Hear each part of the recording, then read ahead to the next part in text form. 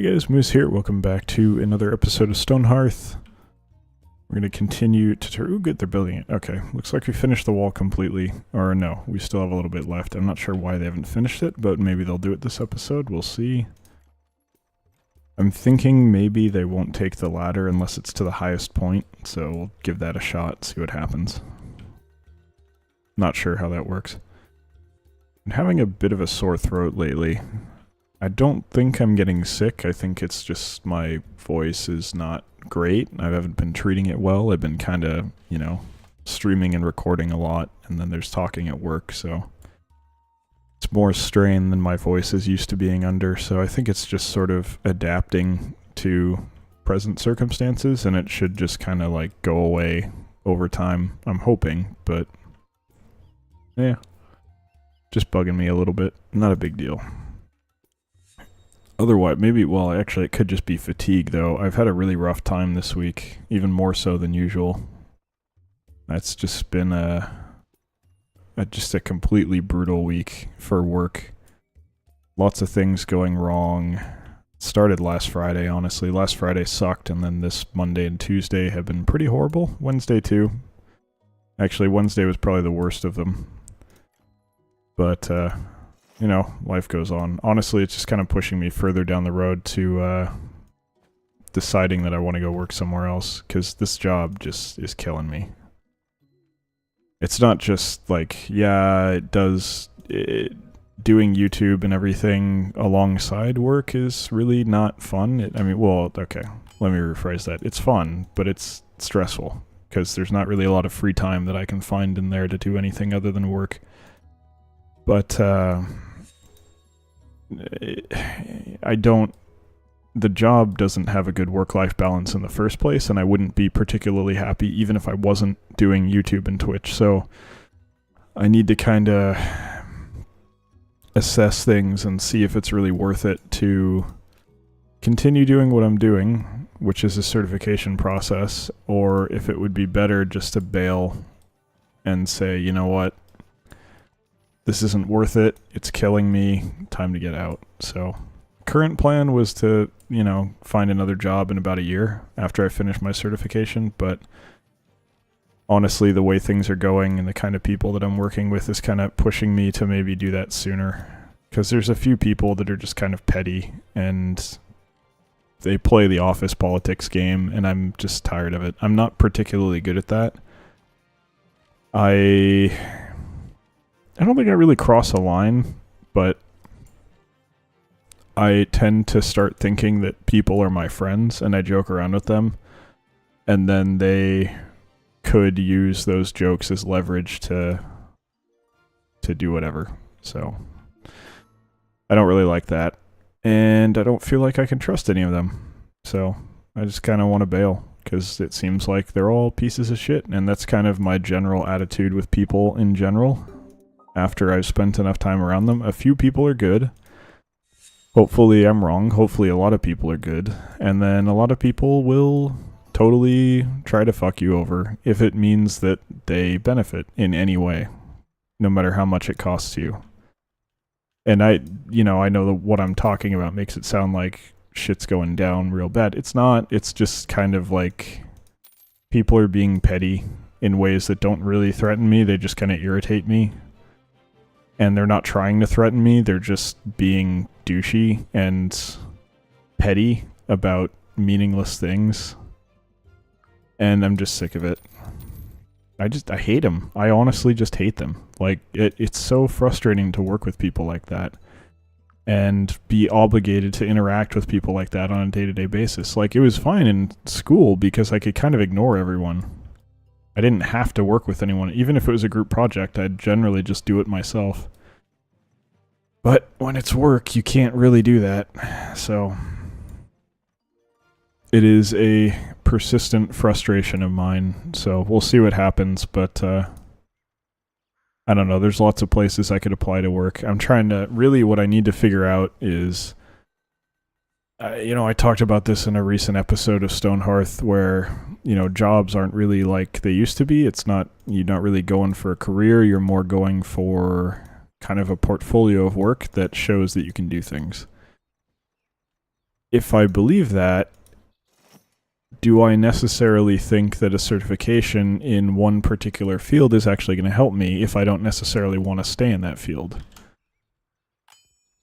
And the answer is not really, but I also, you know, it's not going to hurt me to do it, so maybe I should just suck it up and do it? I don't know. It's a tough call. Honestly, if it was up to me, I'd just, you know, do this full time, but I'm not nearly rich enough to be able to just do that and not have any other income.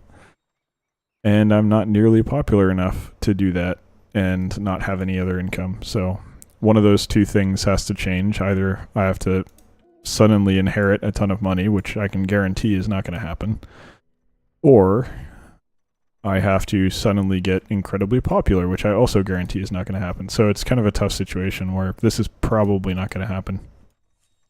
But I have kind of an opportunity to make that happen for my girlfriend, because she is an excellent artist, and we can do just fine with her making a little bit less and just doing art stuff, which I think would make her really happy. So I want to make that happen, because I think her job right now is really killing her.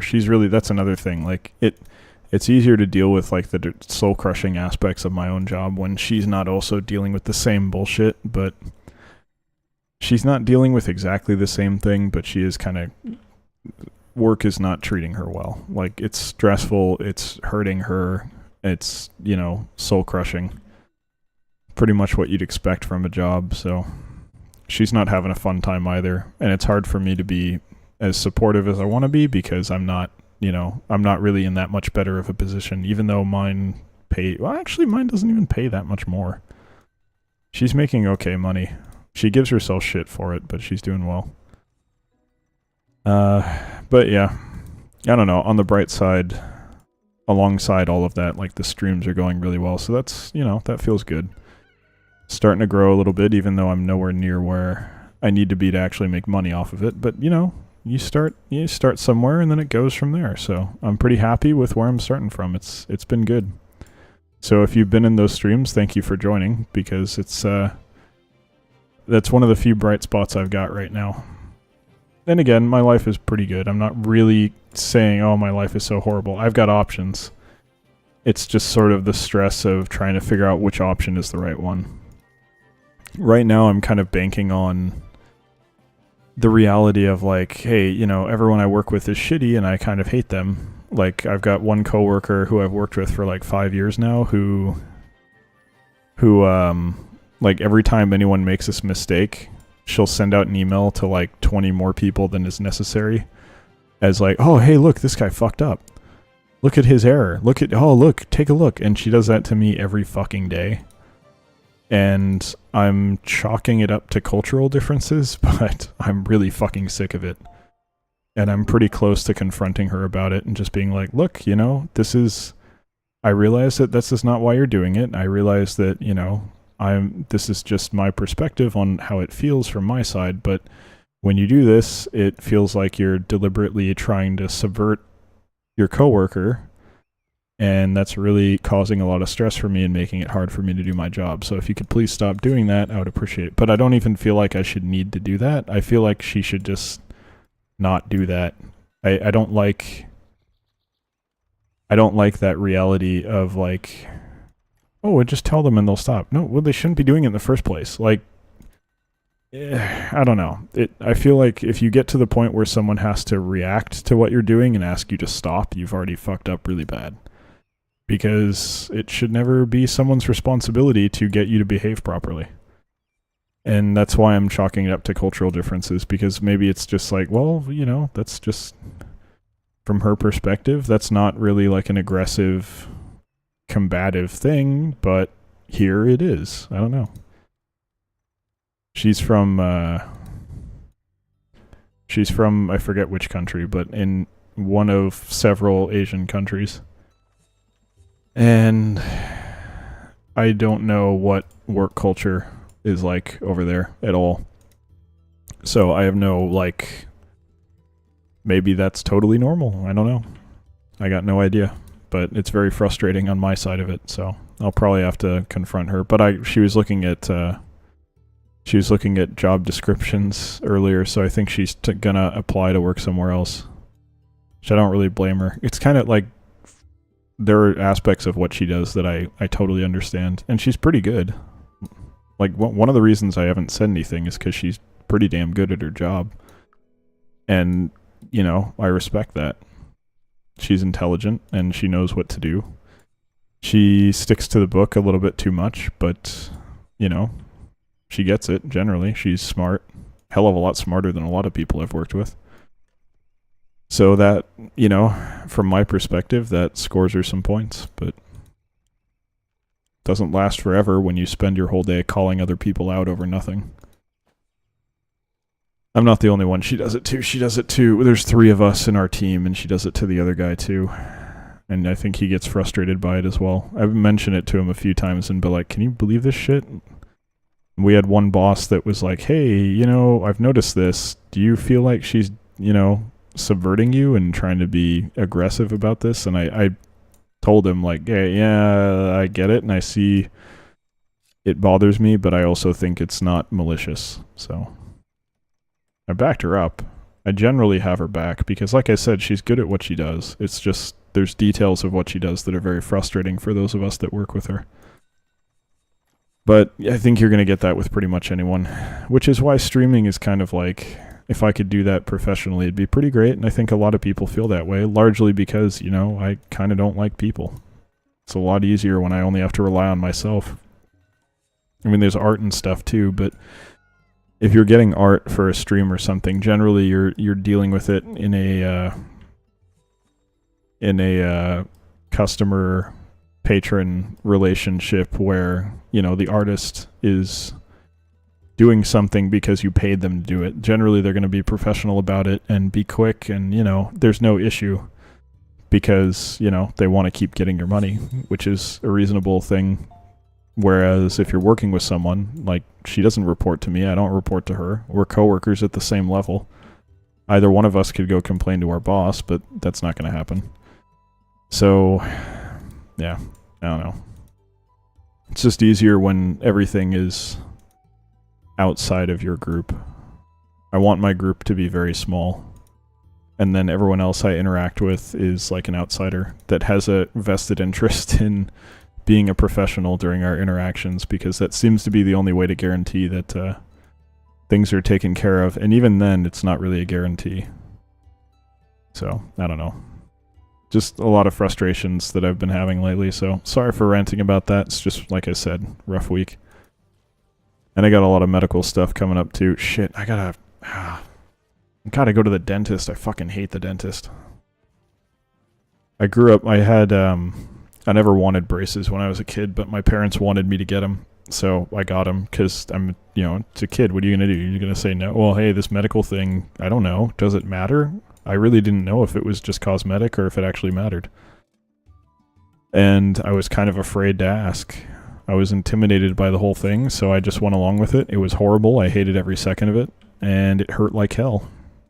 But I got them, so now I have a long-standing built-in, like, distaste for anyone doing anything at all that involves my teeth. I do not want them to fuck with them. I hate it. I absolutely hate it. But I gotta go. Gotta make sure they're taken care of, because the road to not having them do things to your teeth is by letting them do other things to your teeth consistently. That way they don't have to take a drill to them later, which, believe me, not fun. Actually, I've got a lot of medical stories. Like, one, I had to get surgery on my neck at one point, and I was, you know, getting dosed up. I was kind of passed out. I'd already been given the sedatives. They put me under, of course. This was legit, like, actual surgery. This wasn't like, oh, well, you know, minor surgery. This was, well, I mean, maybe it was minor. I don't know. It was not trivial. Like, they did need to put me under. So I was dosed up. They put me under. I was stressed as hell, kind of freaking out, because I don't like getting cut up. I don't think anyone does, so What are you guys doing? You fucked this up somehow? What happened here? That'll make it work. So when they move you, basically you start out, you're on a stretcher, basically, like one of the heavy duty stretchers that they use to move you around the hospital. Really hospital bed, I guess, is a more accurate way of putting it. But I was on one of those, and they dosed me up in there, so I was pretty much out while in one of those. But then to take you into the OR, they need to put you on like an actual operating room table, like one of the nice metal ones, I think. At least I'm fairly certain they're metal. Anyway, so they gotta pick me up and move me over. I'm 6 feet tall, and I'm not fat, but I'm not thin either. Like, I'm a pretty heavy guy. I'm like 260 something, I think. Or no. Was it? Am I like 260? No, I think I'm more like 220 to 240, somewhere in that range.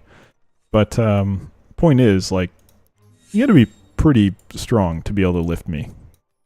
It's not a trivial task, especially if I'm dosed up and basically dead weight. It's not an easy thing to do. So, you know, they were like, hey, wake up, help out, like, help us move you over. And I tried to help out. I crawled over a little bit in my completely drugged out stupor. And I was awake for a little bit at the very beginning. They didn't do anything to me during that time. Well, I mean, they did, but not like they didn't cut me open or anything. So the last memory I have of that is someone yanking my underwear down. And just like, for whatever reason, that's the only thing that stuck with me from that. That was the last memory. After that, everything's cool. I was completely gone, no pain, no anything. Until I woke up, of course. When I woke up, it was pretty horrible. It's a wonderful thing. I don't know if you've never had your neck numbed. It's fucking horrible, because any pressure on it makes it feel like you're suffocating. Because you know if you ever get something numbed, and you push on it, it feels like a very generalized push. It feels like something's pushing very lightly over the whole area, whatever it is. So I've had a number of different parts of me numbed up. My knee got messed up a few times, and that's been numbed multiple times. Some superficial, some not superficial. Obviously teeth for, fillings and shit, that's normal. When necessary, hopefully not necessary often, as I was talking about with the dentist. And my neck, and the neck is by far the worst, because it feels like someone's pushing on your esophagus and your windpipe, and it feels like they're suffocating you or choking you out, and it's just horrible. So there were several instances where that was just terrible to wake up to and experience. Because, they're not doing surgery unless they've looked at that area. So that was not the first time it had been numbed up in that recent period of time. So I was really, really did not enjoy feeling that repeatedly. But what are you going to do? Some things you got to do. But yeah, for whatever reason, my main memory of that surgery was like I'm assuming a nurse, like, just yanking my pants down. And I wasn't wearing, like, street clothes. I was wearing a hospital gown, obviously, but, you keep your underwear on. So, yeah. And I think the reason they did it was, like, elastic is highly flammable, and surgeries tend to use... I don't know what they're called, but electro-something generator, and they use it to cauterize wounds, which obviously they're going to be making a lot of wounds if they cut into you, So yeah, I think they were using something heat and or fire related to seal wounds, and they don't want to light my pants on fire while they're doing that, so they pulled them down to my knees, and I woke up with my underwear around my knees. So it was a very odd situation. I would imagine that depending on your previous life experiences, that would be a situation that might cause you to panic. And I am lucky enough that was not my first reaction. It was more just like a general, what the fuck is going on kind of mentality. Because I think I actually might have noticed that before I noticed how my neck felt, which was not great. But, when you wake up, you're all drugged up anyway. And you're generally, I'm pretty lucid. Like, even when I'm medicated, I stay pretty aware. But even that, I mean, even for me, that was, I was a little weird. I don't think I said or did anything to act on it, because I'm a very passive, like, relaxed guy most of the time. But I was definitely, I could tell I was not myself. Let's put it that way. So, anyway. Weird experiences. Hopefully never have to do that again. But, you know, as you get older, things happen. You got to go take care of them. Sometimes that involves surgery. Or you get in an accident or something. Like I got, this didn't require surgery, but this is one of the times my knee got fucked up. I was riding my bike to school and I got hit by a car and like went flying. Car was doing like 15 to 20. I had like a super heavy backpack with tons of books in it, so that kind of weighed me down. So I didn't go too far, but it felt like I was on a roller coaster. And I hate roller coasters, so that should tell you a lot about how I felt about that particular incident. But yeah, no surgery. I got stories about that, but I'll save those for later. They just had to draw a bunch of blood out of my knee because it was swelling up like crazy. There was a lot of blood through there. I did not know they made needles that big, to be honest with you. They were quite large, bigger than like quarter rolls. But that is going to do it for today's episode. So, thank you very much for watching. Hope you enjoyed it, and I hope you'll join us for the next one as well. Today is a stream day. It is Thursday, so if you would like to, and you are watching this the day the episode goes up, please feel free to join us from 6 p.m. to 8 p.m. PST, 9 p.m. to 11 p.m. EST at twitch.tv/electronicmoose for a stream. We are probably going to keep playing Birthdays at the beginning, but we're probably going to transition off of that soon because we just hit Modern Humans, so we might start playing some Dead Cells or something like that. We will have to see. But if you're not watching this the day it went up, we stream at those times on Tuesday, Thursday, and Sunday, so feel free to join us then. Anyway, thank you for watching, as I said, and I'll see you next time. Take care.